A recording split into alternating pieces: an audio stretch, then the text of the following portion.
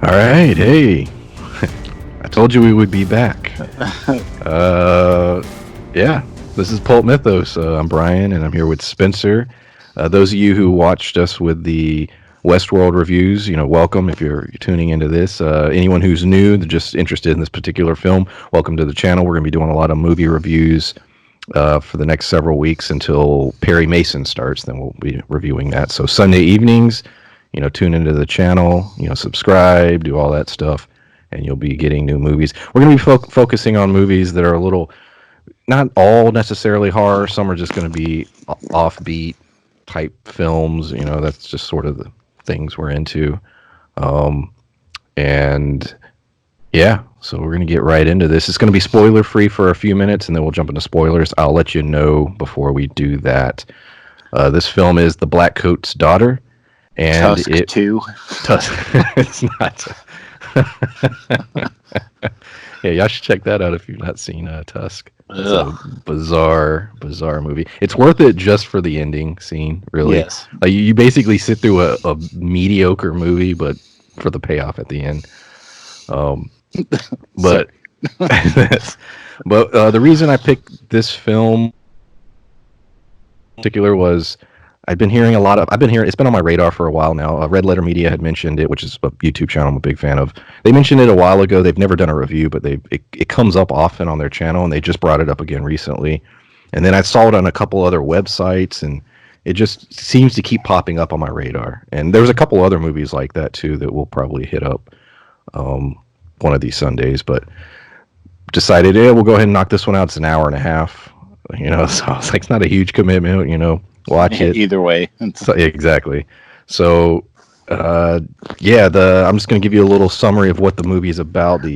Spoiler before you give a summary, and I won't spoil anything because I know you're trying to do that part first, but with the amount of twists and everything and going from beginning to middle to end in the way that it did, in the amount of time that it had, I felt it was very well done. Like there wasn't a whole lot of, they always classify this as like a slow burn, but I'm like, I didn't really feel like it was. Like the music did a great job of keeping, you thinking something was going to happen. Like, I don't know. I disagreed with some of the slow burn comments. I was enticed through the whole thing. Because the movie, this is one of the reasons it was on my radar, and these are the kind of movies I like. Movies that audiences sort of like or hate. I always find those are the more interesting movies to pick apart and talk about. And this is a movie, it's not hated, but the general score for it sort of in the middle. It's not really. I think it was 5.9 on IMDb. Scores high. Exactly. Yeah, exactly. So a lot of people say, it's a slow burn. And like you said, I don't know. It depends on the way you watch a movie, because this movie, every 5 or 10 minutes, is giving you something. It's giving you information. It's true that as far as more impactful, extreme horror elements don't hit until the last 20 minutes, really. But when it hits, it hits. I'll say that much. But the movie, but to me, you look at movies like The Audition or some of these movies that are considered. That's a great example, actually. They say, it's a slow burn, but to me, this is, I don't know, The Audition is pretty, not groundbreaking, but it kind of stands out there as far as, impactful scenes there that are basically built up to until the end. But this felt similar. But the information that it gave you throughout kept me not bored. Because parts of The Audition, in all honesty, I was like, oh my God. Well, it's like, what's the point of this? Yeah. Yeah. But I never felt like that with this. I felt like everything that was being said or done was getting ready to lead to something else. And it did. But yeah, and the actors, I mean, it's I'm going to rattle off their names. It's basically 4 actors in this film. Sabrina. Really. Yeah, that's one. Yeah. I'm going to butcher their names if you can correct them. I think it's like Kieran Shipka. Yeah. She plays a character I don't named, know how to say her last name. she plays a character named Kat or Catherine, and she's plays Sabrina on the show, which I've not watched. I know you are a huge fan of, and I you've love Sabrina. watched all of the episodes. Yes. Yeah. Her performance is brilliant in this. I mean, because she doesn't have a whole lot of dialogue. It's a lot of just mannerisms and just the the way. She has a line she says, she keeps saying later, and we'll talk about later, but what is it? You smell pretty. Like, that's the way she says it. She says it several times.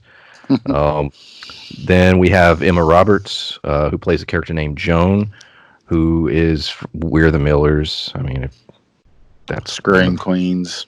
Yeah. Isn't she in whatchamacallit too? The American Horror Story? The last couple seasons? I thought she was in with Lady Gaga.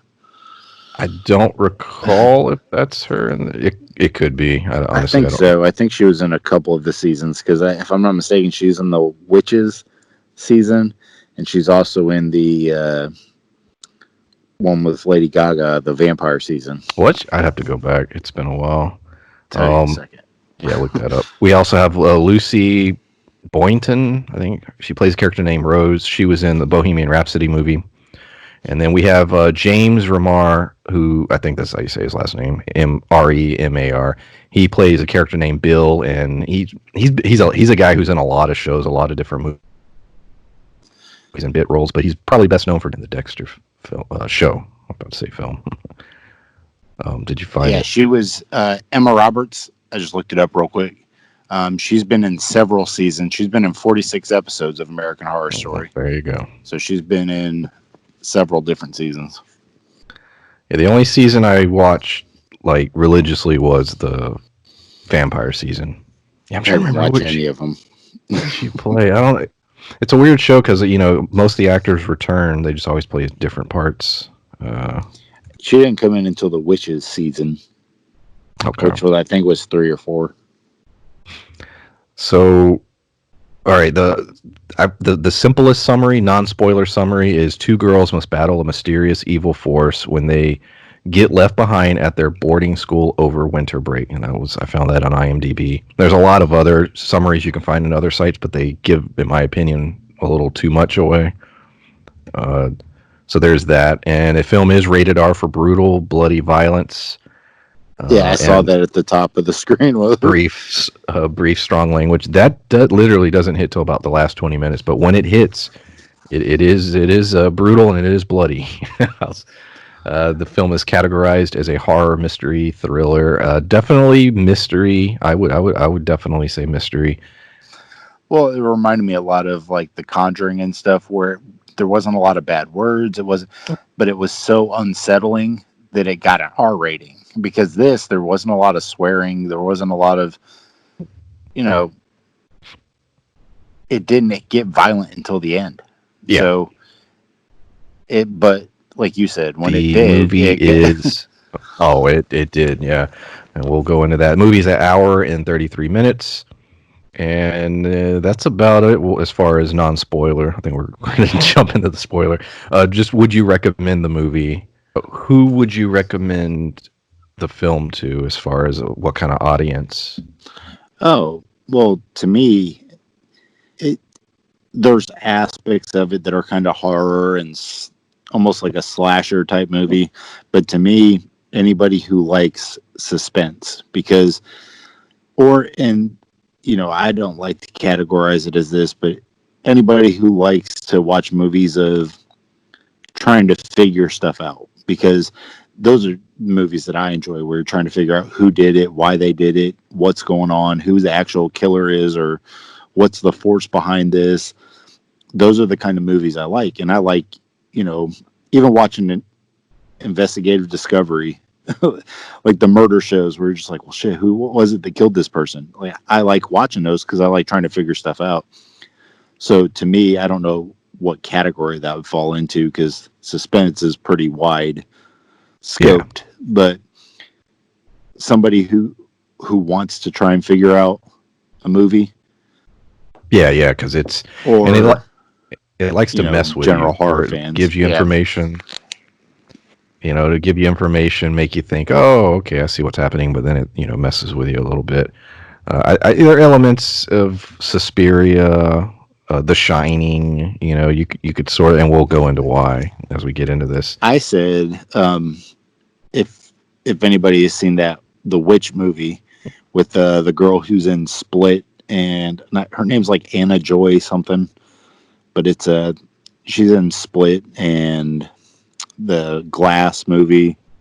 She also was in the last season of Peaky Blinders. She was Michael Gray's wife. But she's in a movie called Witch.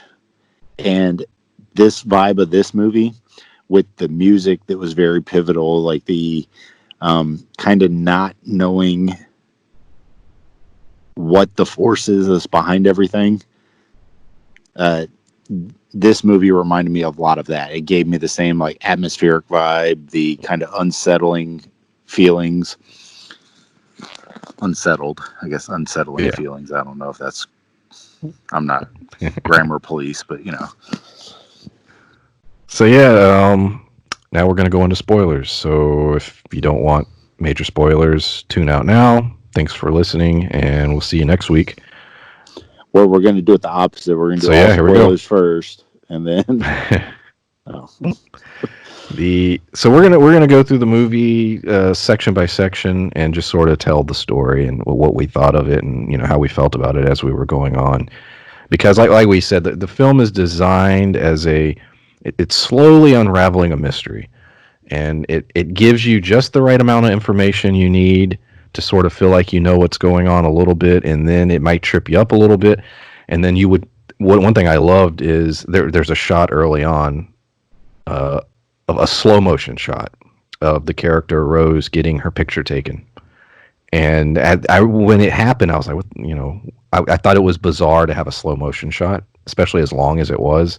And then later you realize how important that shot was for the overall film. So it would do things like that. You would connect back like, oh, I know what that means, or I know why they did that.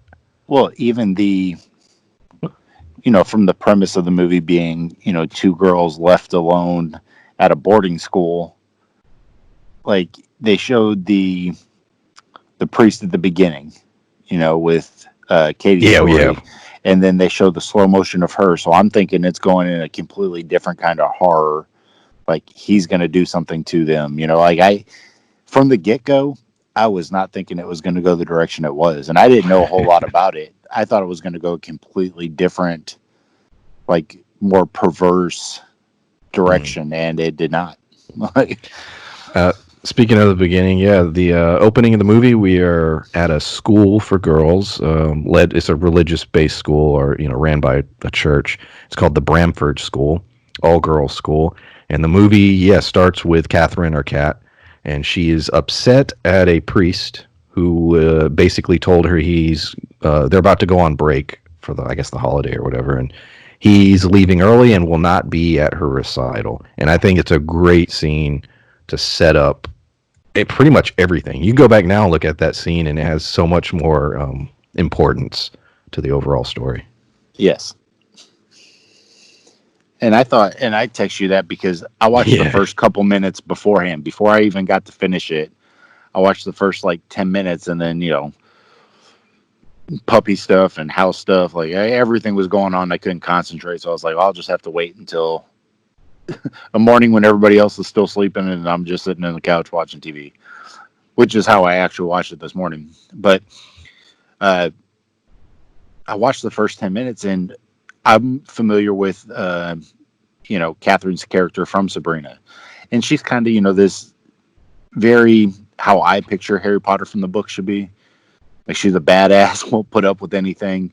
But watching her in this, and the Blackcoat's daughter, everything that she did was very deadpan. Like she almost exhibited no feelings, but you could tell that she had feelings. Like it was really weird, and you could tell that something was off with her. Yeah, and you don't learn out until later, but you don't know what it is, but something's off with that character. At this stage in the movie, I was already thinking maybe she had some kind of trauma, or definitely had some kind of parental issues or daddy issues. She seemed to be very upset at the fact that this, particular father figure, if you will, won't be able to. And that's what I thought. See her, her surrogate father. So yeah, you get that vibe up front. Then we literally go into that dreamlike slow motion shot of Rose, and then we're introduced to her, and basically the big sort of subplot that runs through most of the movie is she thinks she's pregnant. They never actually say it outright. Ever in the whole movie, it's always alluded to, and they do that a lot in this movie. Is they never directly say a thing, and I like that. It respects the audience. They basically people live their lives. You as the viewer have you're led to figure it out. It's not handed to you on a platter. Well, I have a comment about that, but I don't want to spoil. I don't want to ruin your. I assume I will say pacing. this. I assumed that her being pregnant was instrumental to the plot, and I was wrong. And we can go into that later because I did have some theories. I don't know if you want to. I don't want to spoil. Okay, you don't want to jump I'll ahead. wait till yeah. Well, I don't mind, but I don't want to screw you over and start bouncing around. You got a pretty good I got it written down. Okay. Well, yeah, because it's fine to bounce around a little because I have it all literally written in front of me. So I was going to talk about what Catherine did to her. Oh, no, we can wait then. Yeah. That's why I was okay. So then we get which turns out to be a very important scene, very foreshadowing-ish. We get a shot of Catherine. She's standing on it's a very quick shot. She's standing on this road. She looks down it. A tear rolls down her face, and that's it. There's no talk. There's no explanation. Nothing.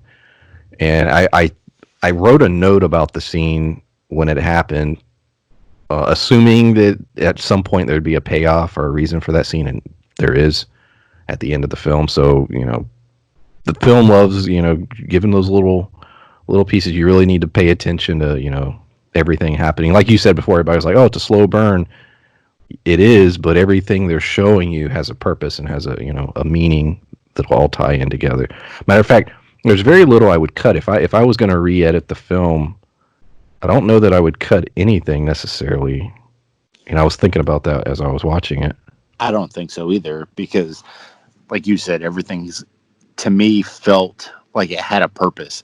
I didn't feel like there was any filler scenes. I didn't feel like there was any unnecessary moments because even parts led to other parts. Even if it felt like kind of a minuscule comment, it led to something else that was important later. And like you said, that tear kind of rolling down her face, to me my first thought was she kept circling that heart around mom and dad will be here, and my assumption was that they weren't showing up. She was upset about it. Let's see here.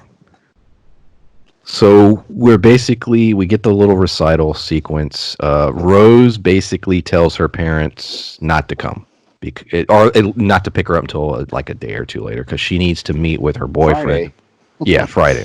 She needs to meet with her boyfriend and explain to him, yeah, I'm pregnant, and deal with all that. Yet again, the film never explicitly says any of this. It's just sort of implies a lot of it. Catherine parents also have not picked her up. Now, we're never really given any details on that. You can make assumptions, especially based on the ending. I have a theory. Yeah, me too. So. Okay. So, we'll go into that. So, yeah, there's that. So, they're left at the school. All the girls have been picked up. They're gone. The only two left at school is Rose and Kat, and even the principal is leaving. So you have the sisters. I don't know if they were actual sisters or they were just nuns. They just kept calling them the sisters. Maybe they were both. According to IMDb, it doesn't say their last names. It just says well, shit. I don't remember their names, but it's like Miss Patricia K. and I don't remember what their names were. All right, so two older women.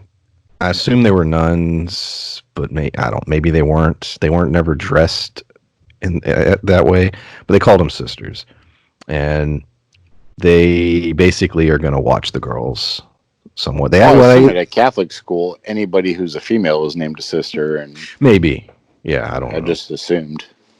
Yeah, any Catholics listening, you can fill us in on please that. comment and enlighten us, because I don't know if like they're sisters with God. Like I don't know what the point of sister and father, because it kind of seems odd. So there's not brother. It's not brother Daniel. It's father. Yeah, father. I don't know. Yeah, that's a good. Father and then sister. Yeah. I don't know. I'm not Catholic, so I don't. Yeah, not going to dig into Catholicism. So, although this film does a little bit, so yes. you have. So now you have a sequence. So Rose and Catherine are alone, and basically, Cat keeps basically saying, "Yeah, you're supposed to watch me. You're supposed to hang out with me, or whatever." And Rose is like, "No, I got shit to do." So Rose ends up telling Cat a story about the sisters, and she basically is like, "Hey, did you hear? Somebody walked in on them once and found that they were, they're shaved from top to bottom. They wear wigs. They worship the devil." And you get Catherine sort of looks perplexed by what she's saying, and then she's like, "Well," she sort of questions it, and you could tell she's working through something in her mind. And then that's it. Scene sort of cuts, and we go to black. I thought that later becomes very, from my point of view, very,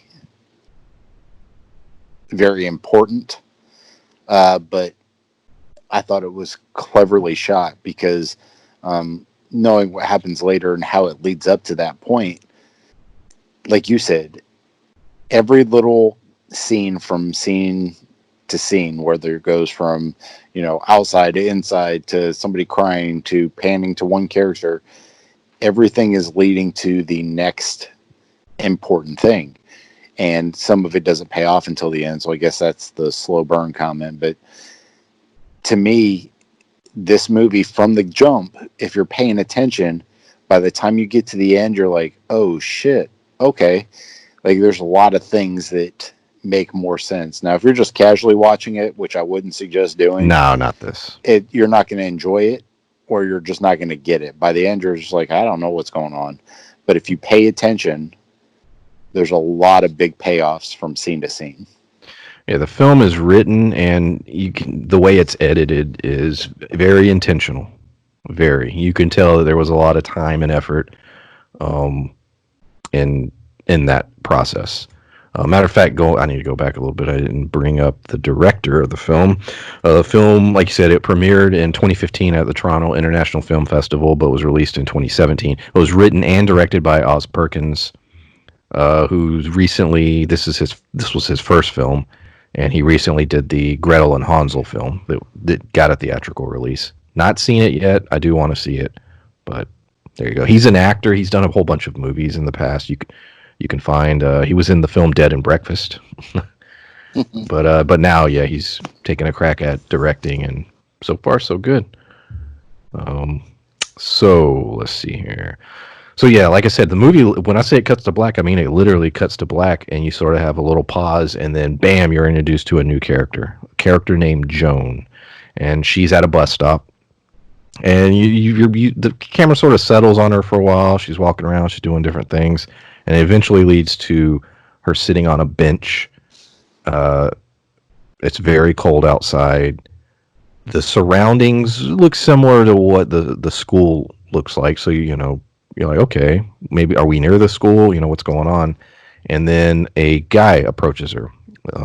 Guy calls himself Bill. Basically says, "Hey, can I give you a ride?" Takes the ride. Him and his wife are traveling to see their daughter, which I believe they say. And there you go. She gets in the car, and then we go back to the other story. So at this point, I'm immediately thinking, okay, we're introducing a new character. How does this tie in? So my brain starts that whole trying to solve the mystery already. Okay, how does this tie in? Who is Joan? Who is Bill and his wife? Who are they going to see Rose, or are they going to see there's flowers in the back of the car, like congratulatory? That's what I assumed they were. So I will say what I thought, and I Okay. won't say whether I'm right or wrong yet, but what I thought from this point was they're showing Catherine's parents Hmm. and why they weren't there.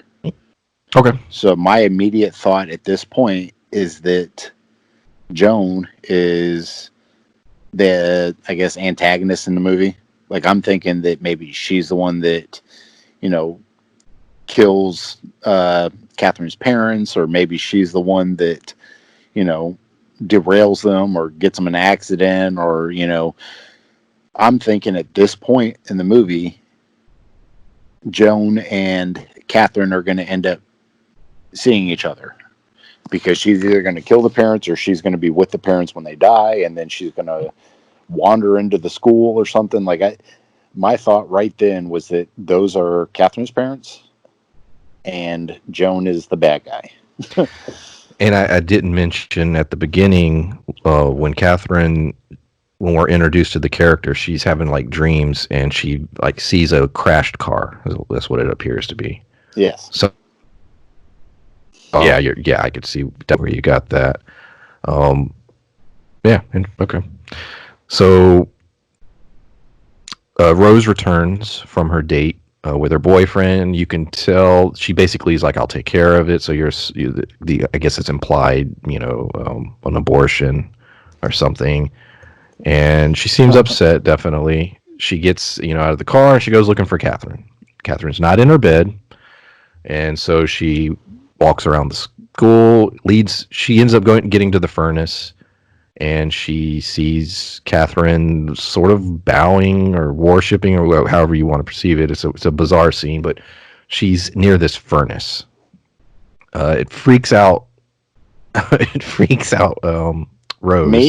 Me, yeah, a little bit. And she ends up. I love that she blocks her door when she goes to sleep that night. So she doesn't trust Catherine at this point. She's like, "What the hell is wrong with this girl?"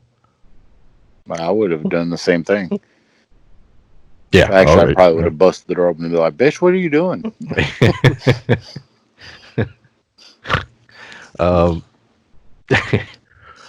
We then get Joan, who she's taking a shower. She wakes up in a hotel. She goes to take a shower, and we see she has a flash of being shot, or what it appears to be being shot by someone. And you see what appears to be a bullet wound on her shoulder. So you're like, okay, what does that mean? Like, it doesn't. It literally shows it and then it moves on. I was like, so at this point, I'm thinking, okay, we're getting a flash of her past, but why? And what is that? How does that relate to a story, to this particular story, especially being shot? And so now I'm really thinking, okay, what the hell does that mean, or the importance of that? Did you have any thoughts with that particular scene? I do, but I didn't realize what it was until later, so I don't want to spoil that part either. So then we're about to move on to the first big reveal. We have Bill comes into Joan's room, and he starts talking about God, or his perception of God. What is God? He asks her, "Do you believe in God?" She says no. He explains that he doesn't look at God in a book or in a church. He perceives God in coincidences, and in he sees God in her. That's a big that line. was weird. I was like, and goes back to what I thought from the beginning. Like, I was like, the priest was really, like, they're leading it to believe that he's going to do something bad to these girls, and then like Catherine's whole scene in the basement. Like, I'm thinking, are they going to flash back to the priest doing something bad to her down there? Like, so my whole thought was not where it went, but like prior, all the way up to just past this scene, that's where I thought it was going. Because even this scene, I was like, Bill's going to do something bad to her. Like, and it's interesting. There was a weird second where she asked where his wife is, and you're right. I did get the feeling like, okay, is Bill, going to make a move on her? But then the way the music was cut, I thought, well, maybe that's just her perception. Maybe she sees it that way, but Bill isn't gonna do anything wrong. It was yeah. The way, yet again, I go, if you really pay attention to the film, the way this thing is even edited is it's telling a story and it's to mess with you at times. Everything is intentional. You could tell. So now we're gonna get to the big twist, the first big sort of twist. So they're having dinner, and Bill goes on to tell Joan that their daughter that he's been talking about is actually dead. She's been gone for 9 years. And he has a picture he'd like, I want to show you my daughter. And he pulls out the picture, and I thought it was going to be Catherine. And it was not. It's Rose. So now you're being told Rose has been dead for 9 years. So now bam, we're immediately like, okay, we're on two different timelines. Rose has been dead for 9 years. What Bill and his wife, that's her parents. What the hell does Joan have to do with any of this? And also going back to that slow motion shot at the beginning of the film of the picture being taken, that's the shot, Yeah, it's that picture of her being there. So, yeah, what did you think at that point, story-wise? Well, I don't want to fully say it, because that's when I kind of figured it out. Oh, you figured it out at that point? Yeah, I didn't know why. I didn't know what happened. Like, all the stuff. Well, did you have an idea of Joan? Did you figure out Joan at that point? Well, shit, dude. Yeah. You're way ahead of me. Well, and I'll tell you why when we get to that. Okay. So, so then we get back to it's the next morning, and on the Catherine Rose timeline, and Catherine and Rose are they're interacting, and Kate keeps going back and forth between Kat and Catherine, but she keeps telling Rose that she smells pretty, and the way I don't know, she says it several times, and the way she says it, I don't know, it's a little bizarre. It's like Rose is getting creeped out by her more and more as it goes on. Yeah. She's not sure. It seems like she's not really sure. Like, what? Clearly, there's some kind of attachment there. Whether it's a romantic or not, I don't know. She knows, but there's some kind of attachment, and that's what Catherine's character is very much looking for companionship, for like I said, a parental figure, maybe a big sister. Who knows?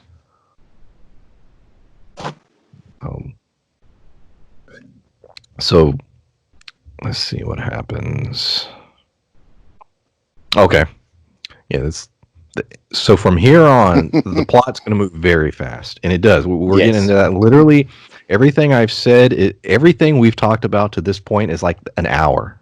An hour of the film. The majority of the movie was all the things that we've discussed, and in the last like 20-25 minutes is what the rest we'll be talking about. It hits the ground, and it's nonstop. It's very quick paced. So there's a dinner sequence where or lunch, probably like lunch or breakfast. Breakfast. Catherine and brunch.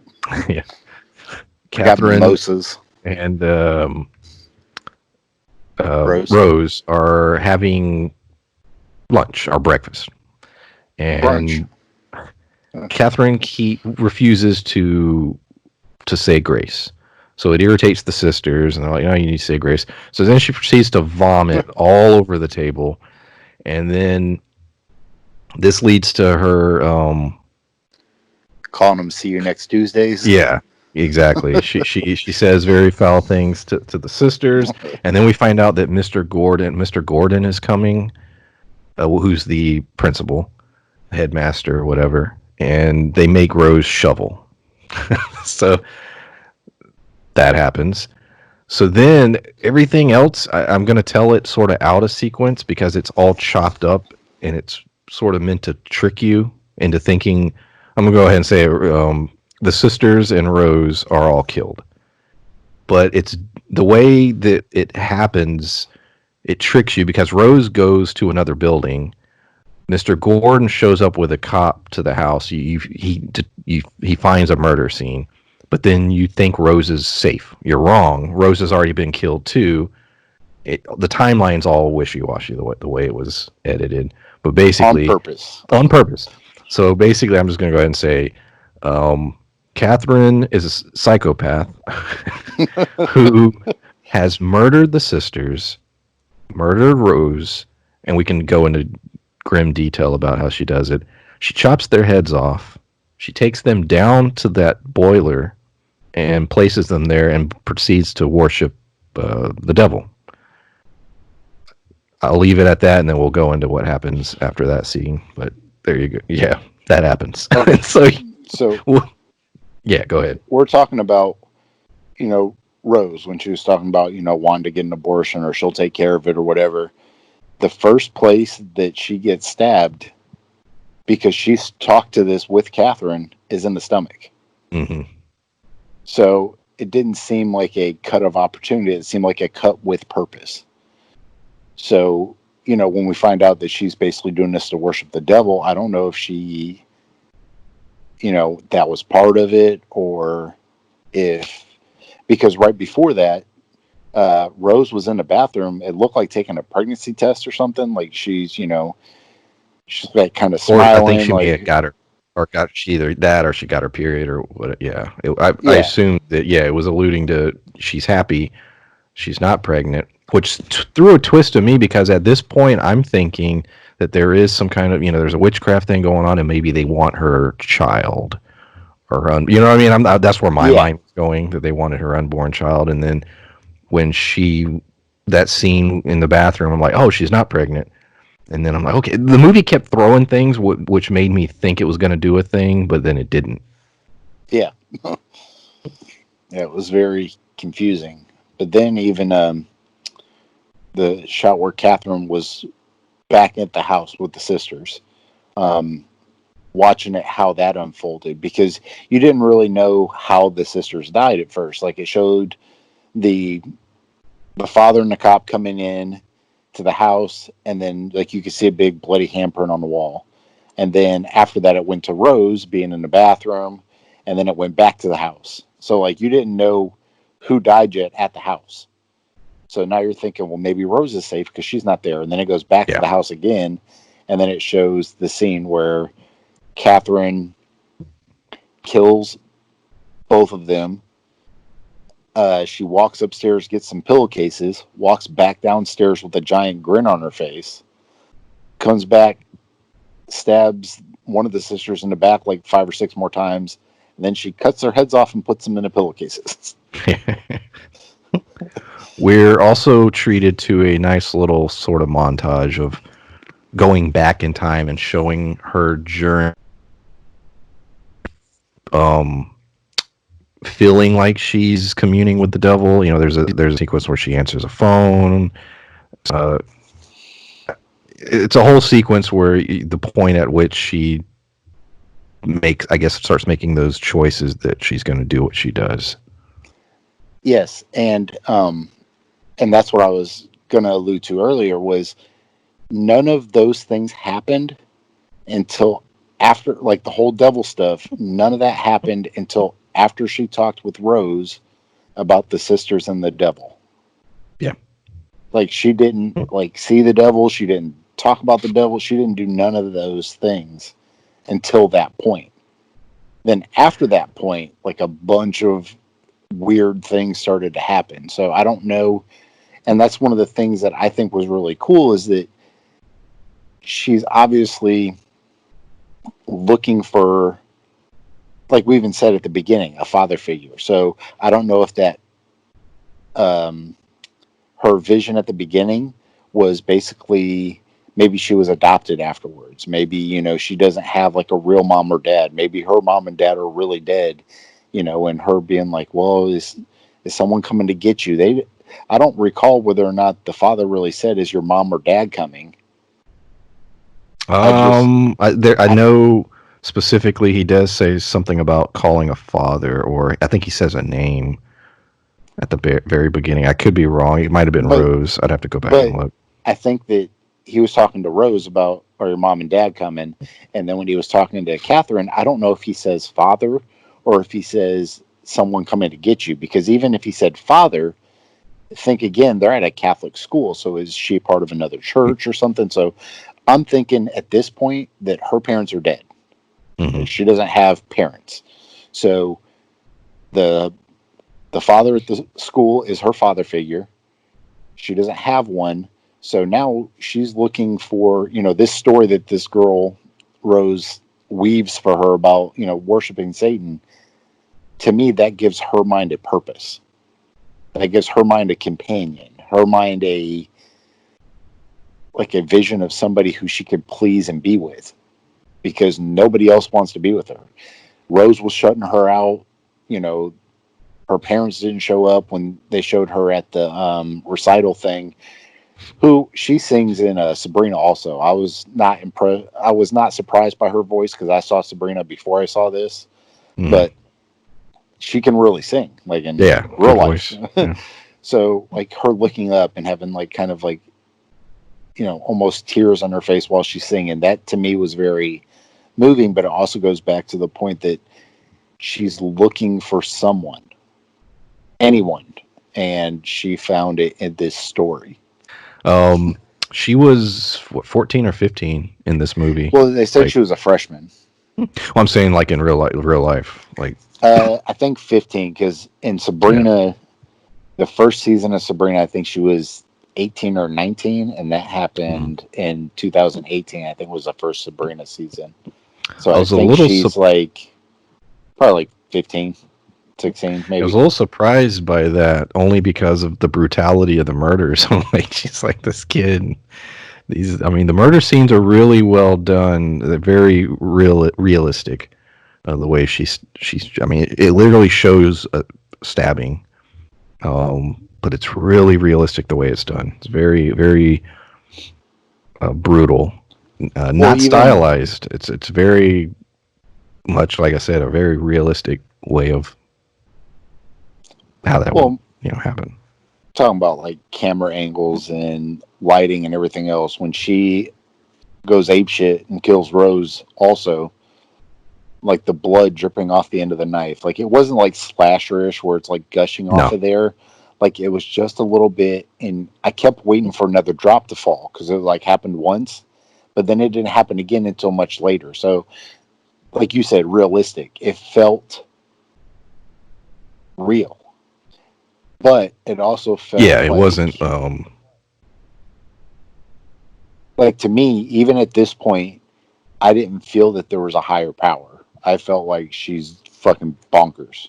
We'll get into that because I think from that last scene, whether or not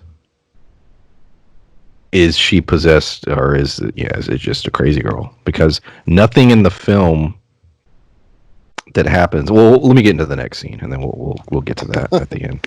So the next scene is it's a great shot. As a horror fan, it's a very nice shot. She's a cop who had seen the murder scene. He's freaked out. He gets down to the boiler room and he sees Kat sitting on the floor holding a knife, and there are three heads because she decapitated all three. Rose and the two sisters. And she has their head sitting there, and then she gets up. She starts, "Hell, Satan!" I think she says a couple times.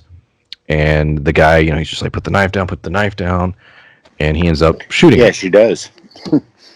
Well, okay, never mind. You're going into that part. Yeah. So he shoots her, and then we cut to her in the hospital. And so at this point, I'm like, okay, she's Joan. Because the gun scene, I'm immediately like, oh shit, that's Joan. They're the same person. So, she broke out of this insane asylum and she's with Rose's parents, and what the hell, what's going to happen next. But we're the priest, we cut to a scene of Catherine in the hospital, tied up, and the priest from the beginning of the film, the one who, it was the priest from that wouldn't come to the recital, right? It certainly appeared so. Yeah. He comes in the room and he seems real nice, and he's just like, oh, hey, yeah, there you are. And he proceeds to do an exorcism. it's not really the way it's shot is very simple. Nothing crazy happens.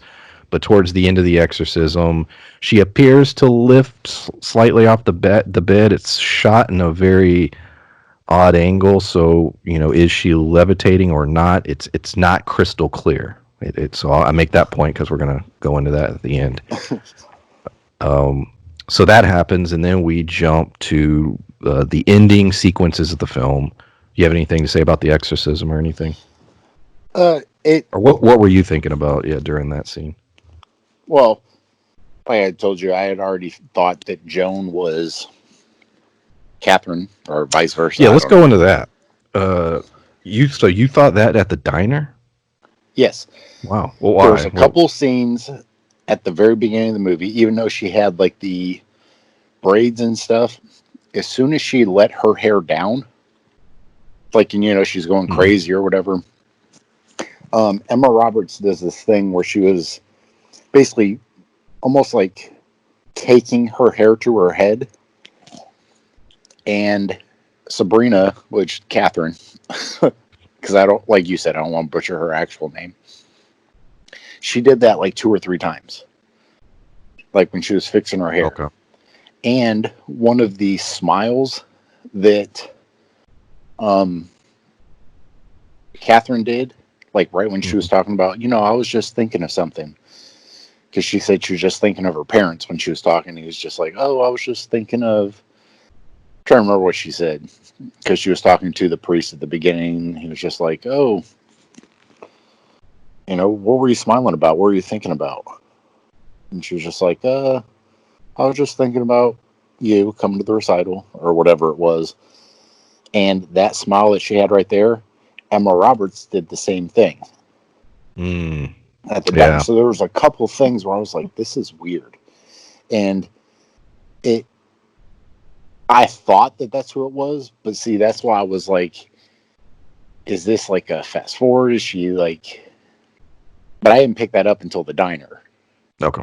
And then the gunshot wound, I'm like, all right, well, what happens to Catherine? Yeah. Like, I'm like, all right, so she was shot. Maybe she doesn't remember who she is because they called her Joan. I was like, so maybe gets shot, like, leading up to this, and she doesn't remember who it is. So my thought, once again, is the pervy part. I'm like, does she get shot by the priest? And now this Bill guy, she's going to remember who she is because this Bill guy's going to try and do something to her. And she's going to remember all the stuff that happened to her back at the school. You're really trying to make Bill the villain, man. I mean, the shoe fits. That was my first. Yeah. In these kind of movies, that's a lot of the... Oh, yeah, absolutely, yeah. And that actor always, plays bad guys. He does, usually. yeah. He does not normally play good guys. So that's my thought all the way up to the diner is, why is Catherine named Joan? Like, I didn't... Yeah. So we get Joan is in the vehicle with Bill and his wife, and they're driving. And I've left out. I haven't. We're not going over every single scene, and some of these may be slightly out of order. Yeah, the film is out of order. So if you're listening to this and you're like, oh, you skipped a part, yeah, that's on intent. Sorry. So I'm just going to point that out. But we're going through the vast majority of them. But so Joan and Bill and his wife are in the vehicle, and they're crossing through where the school is, that area. And Joan is like, "Hey, I'm feeling sick. Pull over." And Bill's just like, "Okay," and his wife's freaking out about it, and it becomes a whole thing. So he ends up pulling over, and he pulls over on that exact road that Catherine was crying on at the beginning of the film. And Joan then murders Bill and his wife and chops their heads off. Goes to the school. The school definitely appears. It's been many years. It's all boarded up and everything. So clearly after those murders, the school shut down. The school, I would assume, did not reopen. Then I'd imagine she goes down to the boiler room. Yeah, she goes down to the boiler room. She places the heads, does whatever it is she does. She comes up. It's daytime. She stands there, and then she sort of breaks down and shows the first true emotion that character has shown the entire film. So, what happened? Here's here's what I think.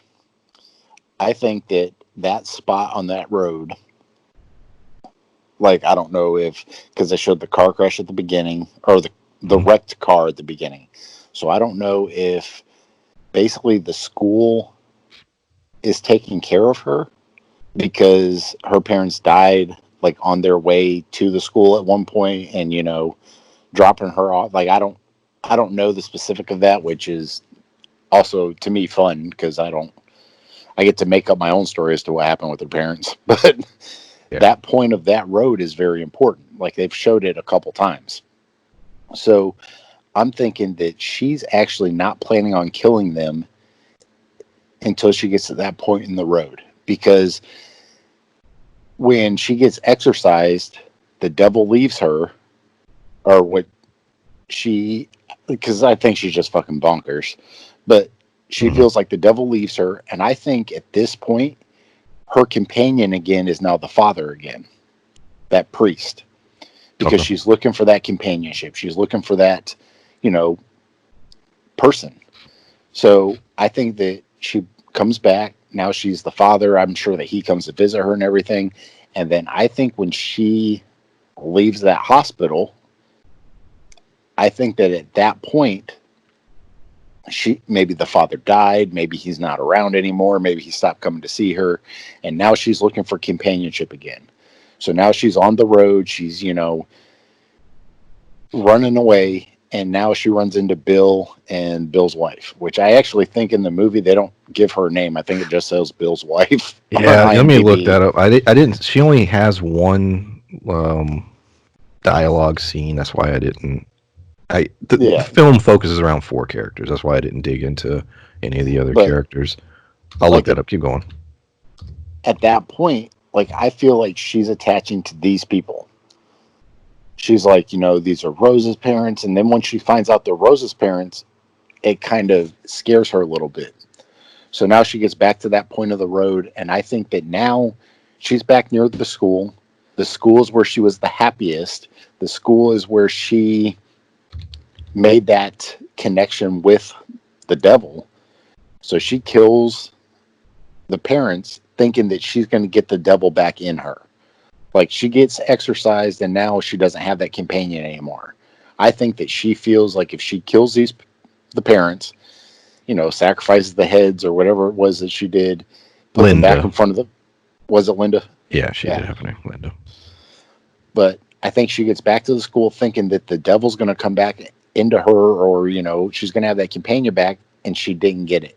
And that end scene is what to me confirms that it's not like a higher power Satan exorcist movie. It's that bitch is crazy movie. That end scene to me confirms that it was more of a mental thing as opposed to a supernatural thing. I think, yeah. I think the message of the movie was loneliness. I think if you look at that character by the final scene, she's lonely. She has nothing. As far as the supernatural elements, there's never anything directly shown that definitively you could say is supernatural outside of her perception of this evil entity that's with her. From the murders, that's all just her. The nothing, literally nothing. Even the exorcism scene, like I said, you never really see her lift up. It doesn't show you the way that it's angled. The only thing, if you were to really sit and say, well, clearly there's something supernatural going on, how the hell did she be? How the hell was she there with Bill at that exact time? And you could argue that she, maybe we could pull a Michael Myers. I forget which Halloween. He always finds his way to his enemies. They were arguing about this in Red Letter Media about whether or not Michael Myers he always found his the little girl and everything in 4. But point being, nothing in the movie really outside of that, to me, that coincidence screams something supernatural. Yeah, but to me that's coincidental as where she wasn't trying to go to Bramford. She was trying to go to Portsmouth, which on the little map she was looking at was past that. It was past that, but they were still But going to be passing through. I guess that's but a her big parents also coincidence. said that they do that every year. Mm-hmm. True. So That's where I was going with. She could have somehow found out about it. You know. well, and my thing is that I think that it was coincidental that she met them. But then when she found out who they were, like I said, I don't think that she planned on killing them until she hit that spot in the road. Like, I don't think that it was a planned event until she was just like, I don't feel good. And I think that she originally thought that she wasn't feeling good because when Satan was trying to get inside of her, or when she felt like those were the couple times that she was just like spewing, and then she was like, you know, you guys are all see you next Tuesdays, and like so. Yeah. I think when she felt sick, it was almost like a impulse that this is where I need to be. This is what I need to do. This is the demon or the devil or whatever trying to get me to do his bidding. So she kills him, and then when she takes him there and the devil didn't respond to her when she, you know, brought the devil sacrifices, then she realizes that not only do I think she realized a little bit that she's crazy, because at this point, if it's 9 years later, she was a freshman, now she's, you know, 25. And so she's been through therapy. She's been at the crazy hospital. So I think that she realizes that she's probably a little schizophrenic, a little off. Mm-hmm. And that now, like you said, she's lonely. She realizes that her vision was crazy. And now she's like, oh shit, now I have nobody again. Yeah. Yeah. And I think that's what the theme of the movie was. The idea of loneliness and how far some people will go to solve that. But yeah, Chop off people's heads and worship the devil. there you go. But like you said, she never the strongest evidence that there was no supernatural elements was the fact that she never turned until she was told that story, and then clearly that story was not true. Yeah. You know, so that's the strongest evidence. It was something that was implied. And like I said, the only two things I would point out that, you know, would say otherwise would be the levitation thing, but the way it was shot, it doesn't really show it. And then, like I said, the coincidence with Bill, but she could have easily found out about that. Well, early in the movie, they showed her doing like some kind of backbend weird That thing too. in her bed. So her being exercised and her coming up off the bed, it could have been any number of things, because as strong as her lower half was to be able to like basically bend herself in half like that, they showed her in restraints. So who's to say she just didn't pull herself up by her feet? Because they didn't. They only showed the top half of her. They didn't show like her feet. So like, yes. I don't know necessarily that she was levitating or if she was just like pulling herself forward.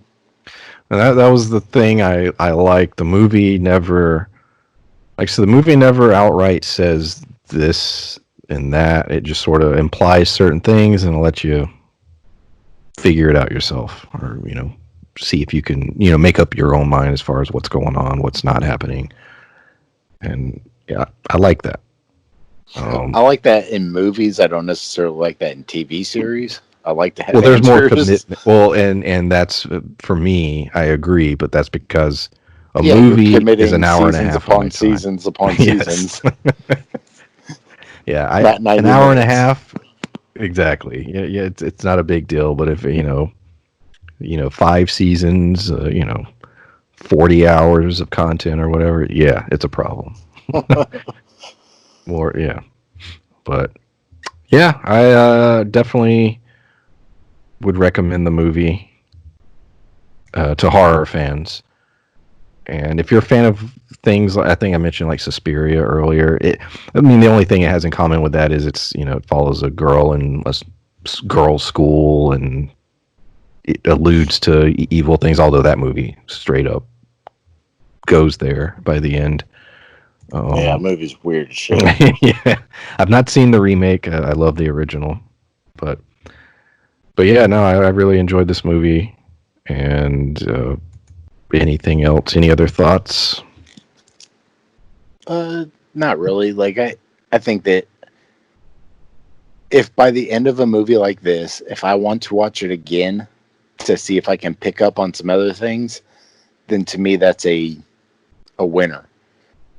Because this is a movie that I probably will watch again, even knowing the outcome, the ending, to see if I can get a better understanding of maybe when it happened, when her, her psychotic break happened, or if I can figure out what happened to her parents. Like, it's one of those movies where I want to watch again just to give myself more, I don't know, evidence of some of my own theories, or to see if they would change. So it's, to me, a movie like this where there's a bunch of questions, kind of, you don't know the full answer, I like to watch multiple times.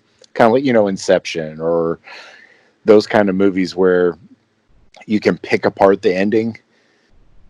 It's one of those kind of things where I want to pick it apart. So it's one of those things where I will probably watch it again. Yeah, as someone I enjoy looking up like screenplays and reading them and stuff. This is one I'd like to read. Look it up and read it on the page, which is saying a lot because I'm not reading a script for something I don't like. I'm not going to take the time to do that. So, yeah, I like the movie. Read a script for High School Musical 3. Yeah, there you go. So yeah, thanks for listening. If you've not subscribed and you enjoyed what you heard here, please do so. If you're still listening at this point, thank you. Like I said, we're going to be doing different movies up until Perry Mason, so I think probably 5 more weeks. I don't know all the movies. June 21st. Yeah. And I don't know when the Lovecraft Country starts. I think it's around the same time. They said August. I looked it up. Oh, so that's the one afterwards? Yeah. So we should go right into it or close to it. So until those shows air, we'll be doing movie reviews in between. I think I know what we're going to do next week. I'm not going to say the title yet in case we don't do it. There's 2 movies I know I want to do. So there's that. I don't know what else. We'll figure it out. Let Spencer find something. Dick. We can do Up. Or was it For the Love of Basketball or something like that? Love and Basketball. Oh. So yeah, we'll be back next Sunday with another movie review. And we'll see you then. Like I said, thanks for listening, and yeah, bye. Toodles.